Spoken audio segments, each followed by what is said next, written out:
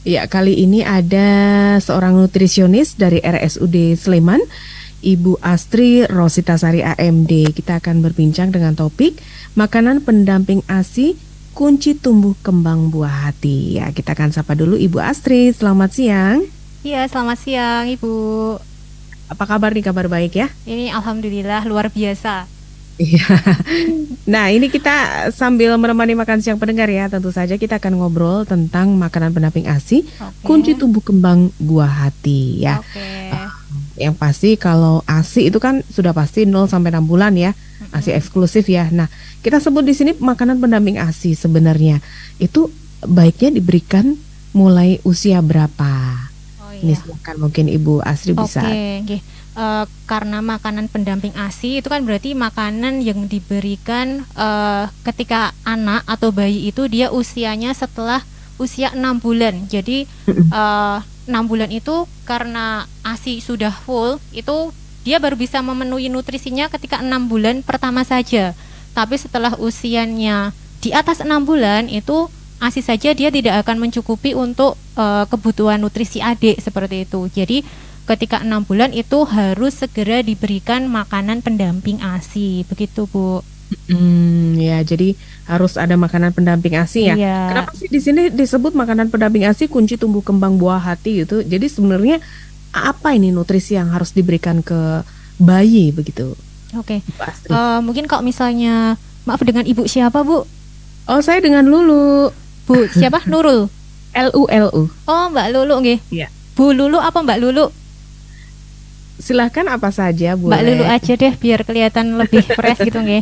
Nggih, Mbak Lulu ini mungkin kalau beberapa waktu yang lalu memang kalau makanan pendamping ASI ini ada beberapa yang masih menggunakan satu menu aja gitu nggih ketika di usianya 6 bulan. Mungkin si bundanya bayi ini dia berpikir bahwa oh anakku kemarin baru aja tak kasih ASI, mosok mau tak kasih daging, mosok mau tak kasih ayam.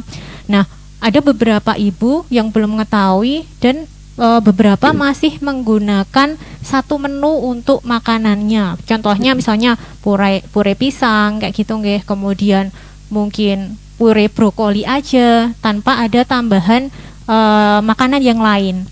Nah, Mm-mm. ini padahal karena usianya 6 bulan itu dia biasanya kan tumbuh kembang si bayi itu kan 6 bulan dia sudah mulai merangkak, kemudian nanti dia sudah mulai explore aneka ragam tempat, itu otomatis energi yang dia butuhkan itu lebih banyak.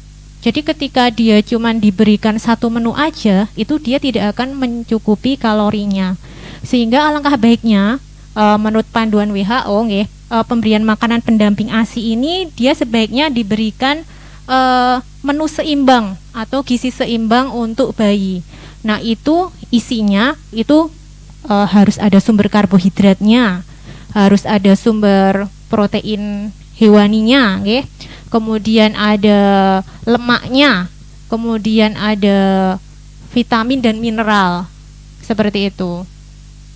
Iya, baik. Nah, mungkin komposisinya bisa dijelaskan juga yang sebagai nutrisi ini tadi ya, buahnya kapan diberikan, kemudian selain itu juga apakah boleh nih diberikan nasi? Kapan sih mulai diberikan nasi si adik bayi ini gitu?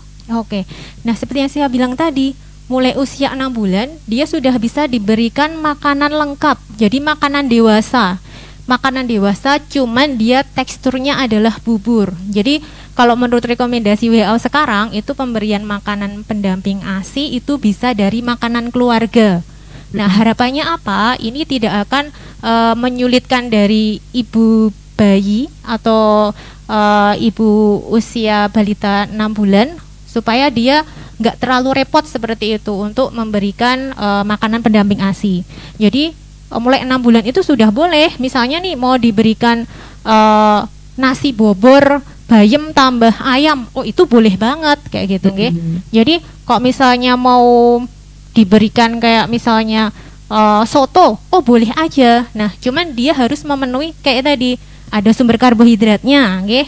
Kemudian ada sumber proteinnya, kemudian ada sayurannya. Nah, cuman untuk usia 6 bulan ini memang untuk sayur, kemudian buah itu sebenarnya dia sifatnya diperkenalkan. Jadi dia malah belum membutuhkan terlalu banyak serat atau terlalu banyak buah, itu malah belum dibutuhkan. Jadi ketika 6 bulan itu biasanya untuk bayi itu mereka defisiensi zat besi dan zinc. Nah, padahal kalau misalnya kita 6 bulan cuman diberikan pure pepaya aja, kira-kira ada nggak Mbak protein hewaninya di situ? Nggak ada, nggih. Nah, itu bisa diberikan langsung dikasih nasi, kemudian nanti dikasih daging ayam, itu sudah boleh banget karena daging ayam ini dia adalah sumber protein dan dia mudah sekali untuk penyerapan zat besinya. Jadi dia lebih utama yang dari protein hewaninya. Seperti itu, Mbak Lulu. Iya, baik. Nah, kali ini tentu saja untuk nutrisi yang memang harus diberikan ke adik bayi ini begitu ya. Ini kan di atas 6 bulan ya. Nah, kira-kira ada pantangan nggak sih kalau untuk si bayi ini, Mbak Asri? Pantangan untuk bayi, jelas ada Mbak. Jadi ketika usia 6 bulan itu ada beberapa makanan atau beberapa minuman gitu nggih, itu yang bisa menghambat penyerapan zat besi. Contohnya apa? Satu, teh. Kemudian teh nggak boleh ya bayinya? Nggak boleh karena dia mengandung tanin, itu menghambat penyerapan zat besi dan nutrisi lainnya. Kemudian coklat, nah itu nggak boleh. Kemudian kafein di kopi itu juga nggak boleh. Jadi memang di awal-awal ini ketika anak usia 6 bulan jangan sampai ini kenal teh duluan gitu nggih. Jangan sampai ketika dia 6 bulan ibu sama ayahnya pada teh kemepiar, kemudian dia dicobain sama teh dikasih. Nah, itu bisa berpengaruh gitu ke penyerapan nutrisinya seperti itu. Baik. Nah, kali ini tadi sudah disebutkan untuk pantangan sebenarnya teh nggak boleh, kafein nggak boleh ya. Kemudian juga coklat nggak boleh begitu ya. Nah, kemudian Mbak Asri kalau misalnya tambahan dari susu formula ini bagaimana sebagai pendamping ASI itu boleh atau tidak? Atau sebenarnya ASI saja cukup gitu? Oke. Sebenarnya kalau untuk ASI itu sebenarnya dia adalah nutrisi terbaik nggih untuk bayi nggih. Jadi kenapa kok ASI itu terbaik? Karena semua zat yang ada di dalam ASI itu dia paling mudah dicerna oleh si anak itu sendiri. Nggih, dibandingkan dengan susu formula. Kalau susu formula itu ibaratnya dia susu dari sapi nggih. Nah, sebenarnya susu sapi itu juga untuk sapi itu sendiri kayak gitu. Cuman karena memang ada beberapa yang bayi itu berkebutuhan khusus gitu nggih, ada permasalahan nutrisi atau kesehatannya sehingga memang ada beberapa yang memang harus diberikan tambahan susu formula. Cuman ketika seorang ibu dia memiliki ASI-nya bagus, itu alangkah baiknya kalau ASI itu dia diteruskan sampai si anak itu usia 2 tahun. Karena ASI itu sampai 2 tahun. Nanti ada beberapa orang yang berpikir, "Mbak, anakku ki nggak doyan susu gitu nggih. Terus kok anakku ki koyok kecil banget gitu nggih karena nggak doyan susu." Sebenarnya itu nggak masalah karena memang ketika si ASI ini sudah kita berikan maksimal gitu nggih, kita berikan maksimal, kemudian makanannya juga bagus sesuai, itu nanti dia akan tumbuh kembangnya sesuai. Cuman permasalahannya adalah begini Mbak, anak bayi 6 bulan ini ada beberapa yang kita harus ngecek apakah dulu si ibu ini mengalami anemia atau enggak ketika kehamilan ibu si bayi.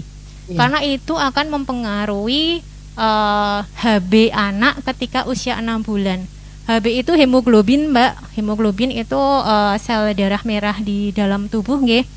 Ketika seorang anak HB-nya rendah, itu otomatis dia nafsu makannya akan turun drastis seperti itu. Nah, efeknya apa? Itu nanti akan menimbulkan gizinya kurang nanti.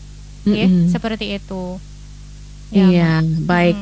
Nah, kali ini ada WA yang masuk, ini saya akan bacakan dulu ya Mbak Asri ya. Boleh, monggo. Ya, ini dari Ibu Indah yang ada di Mergangsan. Saya ingin tanya bagaimana dengan keju? Apakah keju itu baik untuk bayi atau tidak ya? Karena banyak ibu-ibu muda yang memberikan keju pada makanan pendamping ASI anak-anaknya begitu. Oke, terima kasih pertanyaannya, nggih. Mm-mm. Keju itu dia sebenarnya adalah sumber kalsium, nggih. Dan cuman memang yang perlu diperhatikan dari keju ini karena dia sifatnya asin, nggih. Keju itu banyak beberapa ada yang asin itu dia kandungan natrium itu yang nggak bagus untuk bayi. Jadi kalau misalnya nanti pengen, misalnya Mbak aku seneng ki nek misalnya anakku tak kasih keju tuh jadinya gurih. Oh boleh aja, cuman dia harus pemberiannya adalah nggak boleh terlalu banyak gitu nggih. Jadi dikit aja, biar rasanya gurih aja, jangan sampai kebanyakan kayak gitu. Karena ketika nanti kebanyakan efeknya adalah kadar natriumnya di bayi akan tinggi seperti itu. Cuman kalau misalnya mau dikasih, oh boleh aja, nggak masalah. Untuk tambahan rasa aja, intinya seperti itu. Sedangkan kalau misalnya pengen, Mbak aku pengen anakku ki biar asupan kalsiumnya lebih tinggi lagi. Oh boleh, misalnya nanti mau diberikan campuran tempe atau campuran tahu itu boleh. Cuman dia sifatnya sama, masih saja tetap campuran nggih.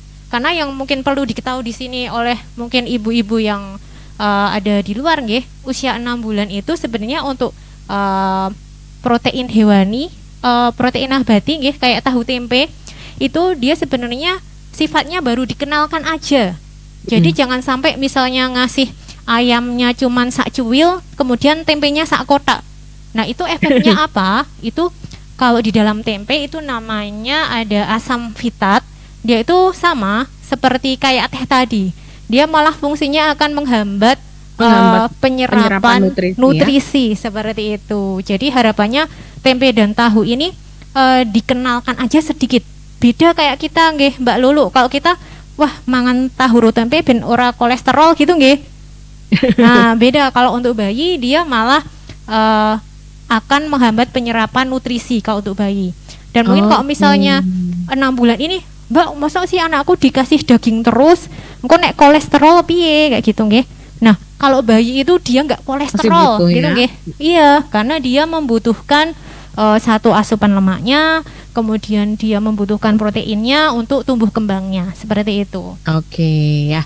Baik, nah, kali ini ada yang tanya lagi selamat siang narasumber. Ya. Bagaimana dengan makanan pendamping ASI yang dibikin satu sekalian jadi satu kemudian di freezer dan itu diberikan kalau pada saat mau dikasih ke bayi nanti tinggal dipanasin. Ini tidak ada nama. Silakan. Oke, nggak apa-apa. Terima kasih untuk pertanyaan yang kedua, nggih. Jadi untuk bahan makanan yang kita siapkan secara homemade, nggih, itu alangkah baiknya ketika dia disajikan untuk anak-anak kita dalam kondisi fresh. Nah, cuman masih ada nggak perlu khawatir gitu nggih, karena ketika mau disimpan di kulkas boleh, cuman harapannya dia itu dimasaknya misalnya untuk pagi dan siang misalnya kayak gitu, kemudian nanti sore buat lagi. Kenapa kok beku nggak saya sarankan? Karena ketika dibekukan itu nutrisinya itu akan berkurang banyak. Kemudian ketika dia beku otomatis kan nanti dia harus di chiller dulu nggih, ditaruh bawah dulu biar nanti dia nggak ketabrak sama suhu ekstrim nggih. Nah, itu kemudian setelah itu baru nanti diangetin lagi. Nah, padahal kalau misalnya bunda-bunda tahu nggih, protein itu ketika dia dipanaskan terlalu sering atau berulang itu protein itu akan rusak.